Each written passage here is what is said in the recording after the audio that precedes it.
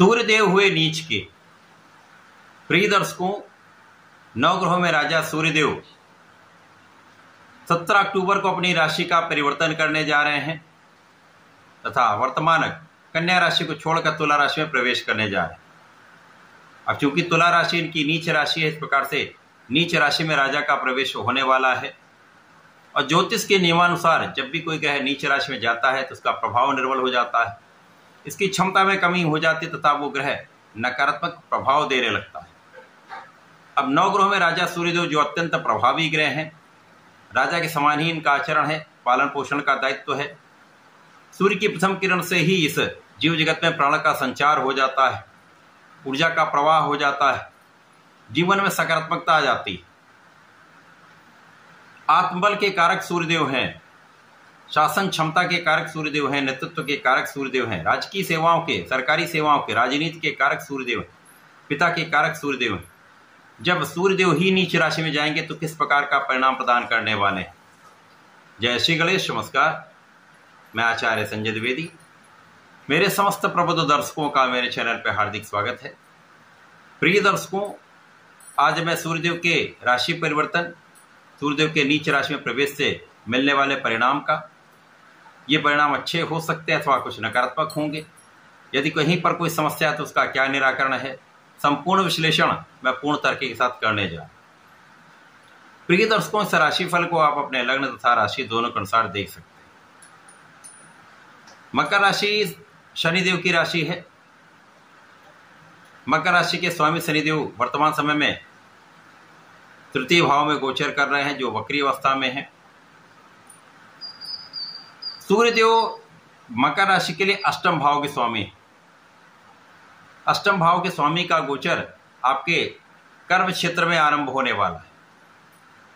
अब दसम भाव जो केंद्र का भाव है, जहां पर समस्त ग्रहों का प्रभाव बढ़ जाता है, उनके क्षमता में, उनके प्रभाव में कई गुना वृद्धि हो जाती है।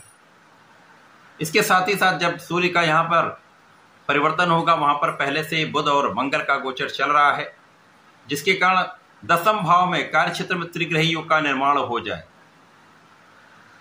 अब सूर्यदेव नीच राशि में तो अवश्य होने वाले हैं, परंतु यहां पर सूर्यदेव का नीचत्व भंग रहेगा। और जब कोई ग्रह नीच भंग में होता है तो उसका प्रभाव बढ़ जाता है, क्योंकि ये एक राजयोग बन जाता है। तो मकर राशि के लिए सूर्यदेव के नीच भंग राजयोग का लाभ आपको प्राप्त होने वाला है। इसके साथ ही साथ त्रिग्रही योग का निर्माण आपके दसम भाव में विशेष रूप से लाभकारी होने वाला है।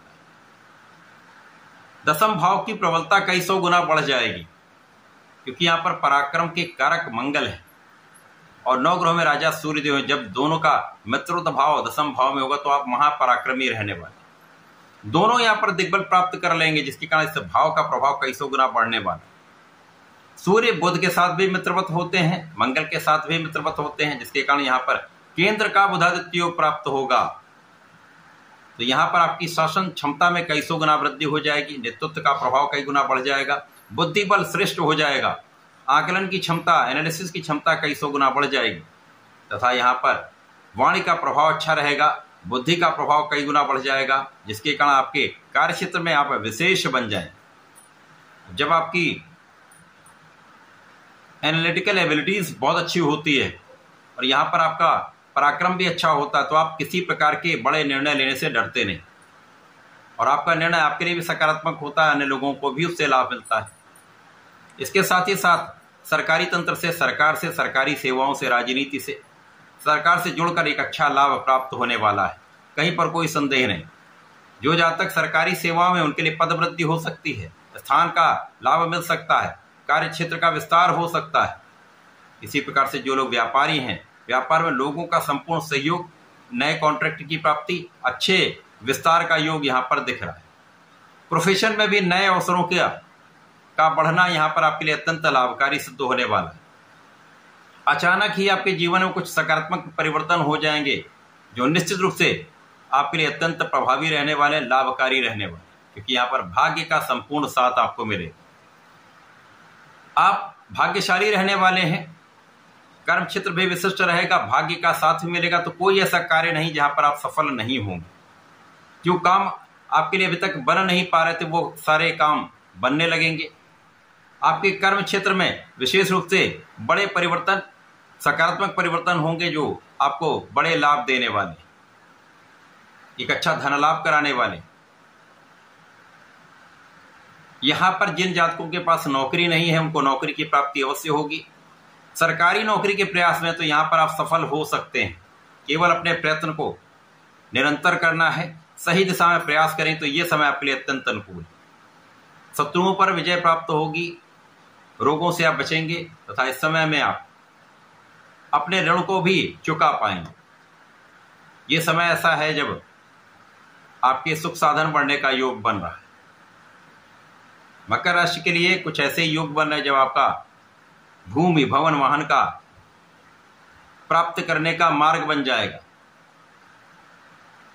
नए अवसर प्राप्त होने लगेंगे, लाभ की वृद्धि कई गुना बढ़ जाएगी, आपका सुख साधन का भाव अत्यंत प्रबल हो जाएगा, जिसके कारण अब यहां पर केंद्र के भाव में, दशम भाव में सूर्य, मंगल तथा बुध है, तो भाग्य का साथ भी मिल रहा है। और भूमि पुत्र जो चतुर्थ भाव के स्वामी मंगल हैं वो साथ में हैं।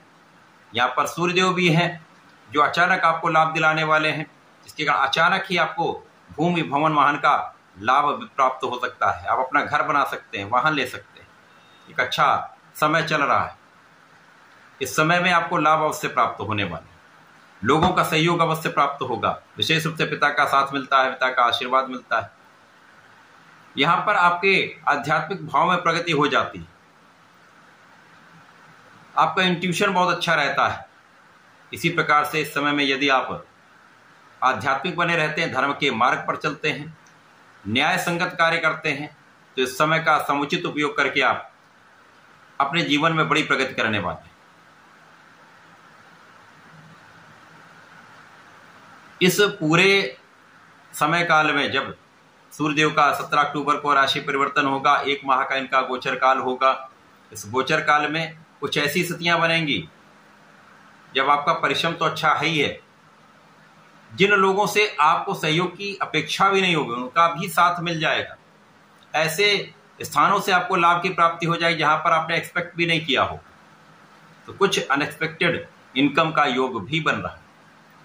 यह समय आपके लिए अच्छा है। इस समय में आपको नियमित रूप से भगवान गणपति की आराधना करनी चाहिए, ओम गंगणपतये नमः का जप करना चाहिए तथा सूर्यदेव को जल देकर गायत्री मंत्र का जप करें अथवा ओम गणेश सूर्याय नमः का जप करें तो विशेष लाभ निश्चित रूप से प्राप्त होगा। तो ऐसा करके इसका लाभ लें। धन्यवाद, नमस्कार।